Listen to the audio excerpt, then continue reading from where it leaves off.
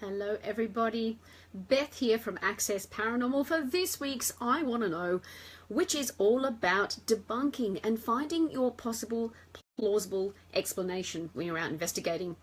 I won't be running an I Want to Know next week because I will be in America, in Kentucky, having attended Scarefest for the weekend, so apologies, deepest apologies for that. So, this is a really interesting subject. Most of them are here at I Want to Know. This came in probably a couple of weeks ago.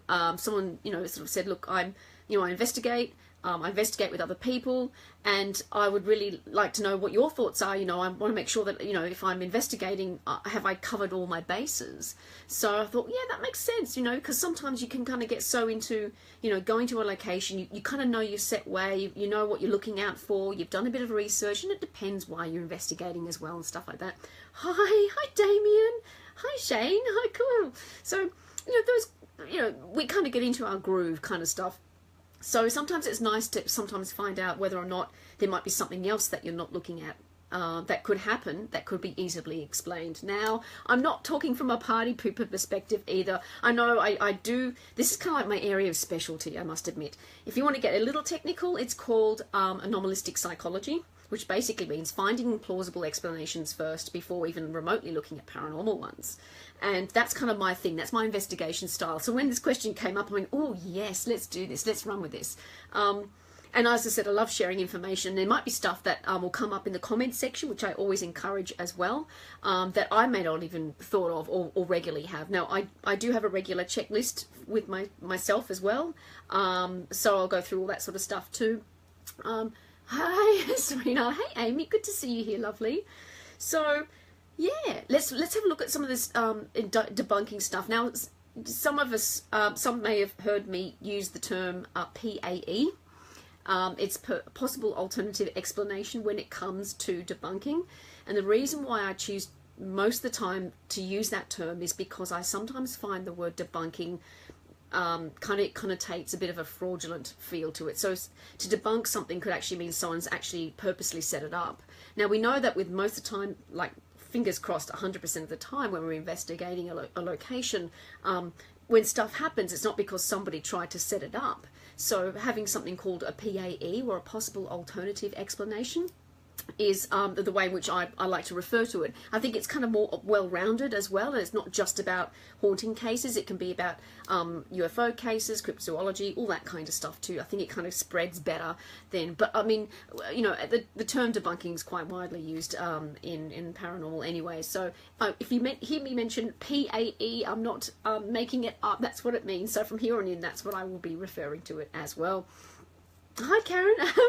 Thank you. I'm sounding a whole lot better. Good, because it feels like my slow incline of health is taking a really, really long time. I'm very, very frustrated. So if I drink any more water, I'll turn into a human water bottle. So PAEs, debunking, is there things that are the most common things to look out for? Now, as again, it's not party pooper stuff. And when I say that is knowing, having a good knowledge about stuff, how the environment works, how your mind works, is actually really handy. It doesn't mean it takes the magic out of it. It actually means that you're going to spend time on stuff that's actually worth spending the time on. Oh, hi, Ben. Hi, Bill. Good to see you, matey. So what I'll do is, most people know that I tend to break it down into two separate categories. So I'll have stuff that's happening in your environment, things to look out for, and stuff that happens from your mind, which I call your psychology side of it. To me, I think there's two distinct areas to really keep an eye on when you're out investigating, when something happens. And there could be types of phenomena that could actually happen where it crosses over. It could be both. But I tend to kind of put it in there, and then it helps me dig further as well. So I'll explain a bit afterwards as well. I'll also give some links to some free information for you or if you want to dig down a bit more yourself too. Now, the first thing we'll look at is your environmental stuff. This is stuff that happens around in your environment when you're in a location and you're investigating. And this will be different. Your list, if you have one, will be very different to somebody else in another part of the world. So that's the first thing to think about. So for instance, here right now, you know, I'm living in a semi-rural area. We have a resident peacock, apparently. It is springtime at the time of this recording, and he's very vocal. He's looking for a friend, and someone's probably got to tell him he's going to be waiting a while, but he's very vocal, and it sometimes can sound like somebody's being murdered. I know that. I know this area very well, so what if I was ever to investigate a location in this particular spot, then that's something I would keep in mind if I'm ever doing any audio or video recordings. So everyone's environments are very, very unique. I may have mentioned this before, where I was doing an audio recording session at Bonnie Springs Ranch, and we had howling coyotes in the background, which we had to tag while we were doing it. So, and that to me was a novelty. To everyone else, like, oh, the coyotes are at it again. I'm like, oh, this is fantastic. You know, it's not a sound that I would have gotten used to or heard before. So, yeah, it's the biggest thing is environments will be very, very different. So my list will be very different to somebody who lives in America, to somebody who lives in the UK. I live in a very sort of remote area, someone who lives in the city. I mean, there are some fantastic old buildings in city here in Sydney. Again, most of them are actually near really busy roads, so you've got to keep in mind about the traffic and the noise and the people and the clubs and the pubs and things like that. So that's the first thing. Keep that in mind. All lists will vary and will be quite different if you do have a list. Now, the biggest thing I find to keep in mind while you're investigating a location, if it comes to stuff that's debunkable or your PAE, is temperature drops and rises, because that will affect the materials around you. So it's normally wood, but it'll be tin, anything like that. We do investigate from the day into the night sometimes, or the night into the day, and every building's different. So keep that in mind.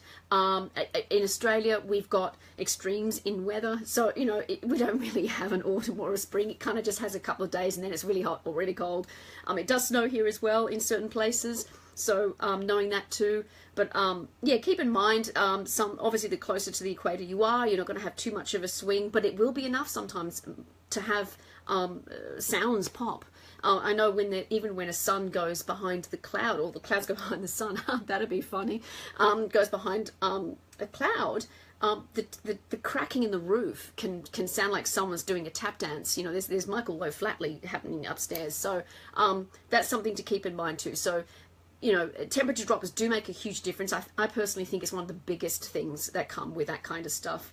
Howdy, Mick, good to see you there. Hi, Adam, good to see you here too. Oh, yay, good to see everyone's here as well. So that's the first thing. Temperature drops is one thing. Loose floorboards is another thing. Most of the time, if we are investigating somewhere, even if it's a public place, it will be an older style place, and it more than likely will have floorboards. We all know it. You can walk down a floor or a hallway, 10 minutes later, 5 minutes later, the other end could creak or pop up. That's just due to the pressure. That could just be the way in which the floorboards are made. Sometimes that can happen at a time when you've asked a really pivotal question like, you know, are you here watching me talk to you? And it goes creak, and you're like, oh, fantastic. That could actually just be the fact the floorboard is sticking up after you've walked past because it's actually been pushed down. Excuse me. So that's another thing too. With older places, keep in mind floorboards will react. As I said, having a bit of a good walk around is always kind of good. Sort of walk around and, you know, move your feet around, sort of push down in certain parts you know are going to creak a bit. If that does happen, if you do get a popping up floorboard, ask the question again, of course. If nothing happens, then go back down to the area, walk past, walk down, time it as well, see if it does happen again, then you'll know. It kind of just helps eliminate. And sometimes, like I said, it's like, oh, geez, there's so much time wasted on that kind of thing. But trust me, you want to be focusing on the stuff that could possibly be paranormal. Hi, Di. Oh, good. Oh, it's all's well with you. Oh, good. Oh, fantastic. I'm so glad you're well. So, so that's the other thing too. As I mentioned, animals, we have a peacock here. I call him Peter the Peacock. He probably has some other name. But we've also got possums here in Australia that are up in the roof. I know there's raccoons, of course, in the States. I know there's grey squirrels in the UK. They go, oh, it's this weird sound. I remember having to try and tag that when I was living there many years ago. So keeping an eye on the environment around you when it comes to animals. So being aware of the environment that you're in. So, you know, the types of wildlife that is going to be around. Birds, like I said, all types of birds. Some can sound like they're being murdered. Some can sound really lovely, but you still want to tag it. because you want to make sure that whatever is coming up on your audio recordings is something that's actually been heard at the time. Generally, that is something that is not paranormal. If it's something you've heard at the time and it's not fitting to the environment, that's when you go and explore. But at least when you're reviewing audio, you're not sitting there just kind of waiting for another sound and not really sure if that sound was actually there at the time or not. Hi Martina, good to see you here, lovely. So there's that. Also with older buildings as well, one thing to keep in mind is banging pipes. Here in Australia, some of the older buildings have copper piping, and it's not not all of them are wretched to the wall, so they'll have the piping there and they'll be latched onto the wall like that, and sometimes this part will come loose, and so when the pipe moves it bangs against it. It's not tightly tied to the wall. That can also, you turn a tap on, you turn it off, excuse me. So that can also happen as well, to keep in mind, and that kind of sound can also happen long after you've switched the tap on or off as well. So that's another thing as well. I know it happened a lot when I was living in the UK in certain places too. Generally over time it becomes fairly well known, but that's just another thing to keep in mind if it is a new place and people have reported bangings in the walls. It can sound like someone's actually knocking on a door. It's really quite freaky. So that's kind of some general environmental stuff. Again, if you've got some more stuff that you think is worth mentioning and you want to sort of talk about or say something about, use the comment section below, whether you're watching this on YouTube and or on Facebook. Now, of course, there is the psychological side of it, so the inside your brain stuff. Now, this thing is an amazing instrument, and I can't geek on enough about it. It's fabulous, but it also is built to protect us, which can be a real pain when you're investigating. So one thing to keep in mind is most investigators know about pareidolia. It's a very well-known term. Obviously, it is when you look at a shape and you can actually see a face in it. And that's the hardest thing, because when you're dealing with the potential of people who've passed on, of course you're going to want to see a face, or your body's going to, or your brain's going to tell you you are seeing a face. You're making a shape of a face, and it's there, and it's pulled together and making sense. And as I said, it's there for us to learn to survive with. So the reason being, we needed to know as cave peeps that who was familiar, who wasn't, who was a friend, who was a foe. And with that being the case, so we needed to actually map out who was safe. So it's actually something within us we can't hide. We can't hide it. It's there. It doesn't matter if we know a lot about it to a point. At least being aware is going to help. But it is a bane of every investigator ever, because again, we're looking at the possibility of life after death, a human life after death, and of course a face is a very human thing. It's also the thing we see the most. Faces are a shape and something that we look at the most as humans as well. So keep that in mind. Also apophenia, visual apophenia, and apophenia is pretty much pareidolia, but you've got a meaning to it. So say for instance, if I was to see a shape, and in that shape I could see my grandmother, I could see my grandmother's face, or I could see someone who's passed on of someone else, or a client will. So you actually have personal meaning to that particular face shape. Generally, so apophenia is meaningful pareidolia basically, and pareidolia just means a face that has no meaning. So there's two separate parts to that as well. You can also have audible pareidolia, which most investigators know a bit about as well, and it's the same thing. Think about it. Voices are the thing that is the most common that we hear. Plus, we also want to make sure that we hear a familiar voice as opposed to an unfamiliar voice, which means we could be safe or we could be in trouble. Now, of course, when you're hearing an audio recording, and it can, how many times does something sound like a whisper? And it could be someone's foot moving, or shuffling, or a type of sound from maybe an animal or something like that. It can actually be really, really hard sometimes. So one thing I've done, and this is a tip I've passed on for a couple of people. Hi Maggie, good to see you here, sweet. Hey Anne. Is actually, I've got a sounds library, which I've got saved. And it's all different sounds that I've recorded over the years, whether it's teammates that I've investigated with, even a couple of words that they've spoken about, or sounds of a wildlife, or cars going past, thunder even, all that kind of stuff. I actually have it in a sound library. Got sound files, just snippets of it, don't need a lot. And the reason why I do that is because sometimes if I'm reviewing some audio, something will come up and it hasn't been tagged, and I'm thinking, that sounds like footsteps, or that sounds like a voice, sounds like that person I was investigating with spoke.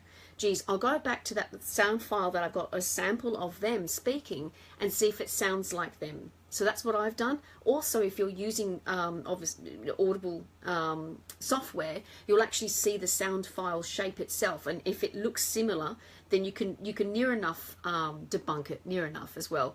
That's why video footage is really, really, really good. I can't speak highly enough of actually having a good spread of video cameras, because you can just debunk literally clearly just on that, because you can tell where people were at the time when things were being seen or heard.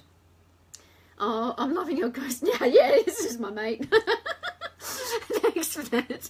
Keeps me company. It's all right. He's been debunked. It's all right.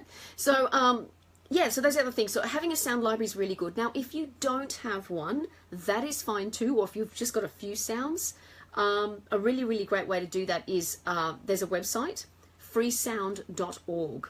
Free to sign up, doesn't cost a thing, and it is sounds that people all around the world have recorded. So you're listening to sounds of crowds, hospitals. I mean, I've had ones of autopsies. I know, really gross stuff, but that was for an experiment. But all sorts of stuff. You can have all different types of sounds of the environment, people playing games, fighting, everything. So it's free. freesound.org, really, really good website if you want to build your own little sort of audio library to actually refer to, because sometimes things will sound like they are, you know, natural, but you just want to be able to double check. And as I said, if it looks like a duck and smells like a duck and sounds like one, so that's really good. And again, it saves you time in having to analyze it. There's also software as well, but that's a whole other talk, I think, as well. A whole other subject altogether. So there's that too. Another thing I also mention when I do my talks too is confirmation bias. And this is one of the hardest things as investigators to think about when it comes to debunking is we're going into a location, we already know of it being possibly paranormally active, and you've got to then try and prove it is or it isn't. And that can be really, really hard. So when something happens, we're going to lean more towards the fact of it being paranormal than it's not, because we've been fed the bias of it being possibly haunted. That, again, that's just being human. It's just being human, can't help it. And it's not just with the paranormal, it can be with other things in life as well, where it's politics or friends or places to live, all that kind of stuff, excuse me. So that's one thing to keep in mind. Again, it's really hard when you're doing public investigations, because you're going there because it's haunted. So it's like, well, it's haunted, I'm here, I've got to pretend it's not. So just being aware that you're not going to jump to conclusions each and every time something happens. That's what I often say with confirmation bias. If you want to take it another step, I say often is try and read things that are completely opposite to your point of view. That can feel like eating a lemon, but it's so good because it helps pull you out a little bit of being too samey. So, Karen, sadly enough, this kind of investigating can annoy fellow investigators who are really trying to have an experience, no matter, yeah, that's true logically, what it may be. It just depends on your environment. You make a good point there, Karen. It depends on why you're there. So I'm talking kind of very broad and often from a private perspective or residential perspective, but when it's a public one, it can be a little bit more lax. It can be a little bit more chilled out. You're not there to try and debunk each and everything. You're there to experience, and often you'll be there with other people who also want to experience as well. So sometimes you make a good point. It depends on the situation. Depends how far you actually want to go with this as well. Another thing as well I mentioned too, and I've had some heated emails in the past on this one, is the ideomotor effect. And for those who may not know, it's what is termed as a common way to explain why a Ouija board may move when people are using it. That was been interesting in the past, and I've delicately moved my way around it when those kinds of arguments do come up. Each to their own. Everyone has a different experience, but our bodies do unconsciously move very, very slightly, not just from moving an object on a table, but also I've noticed in the past, an investigator moved their foot. And I said, oh, tag, move foot. And he goes, I didn't move my foot. No, you did. No, I didn't. And, you know, and he absolutely 100% said, I didn't move my feet. But he had, oh, sorry, mate. He had, because we had video footage of it, but he just, you know, we're investigating, we're in the moment, we're not always going to be monitoring how our bodies are reacting. I mean, that would just be exhausting, to be honest.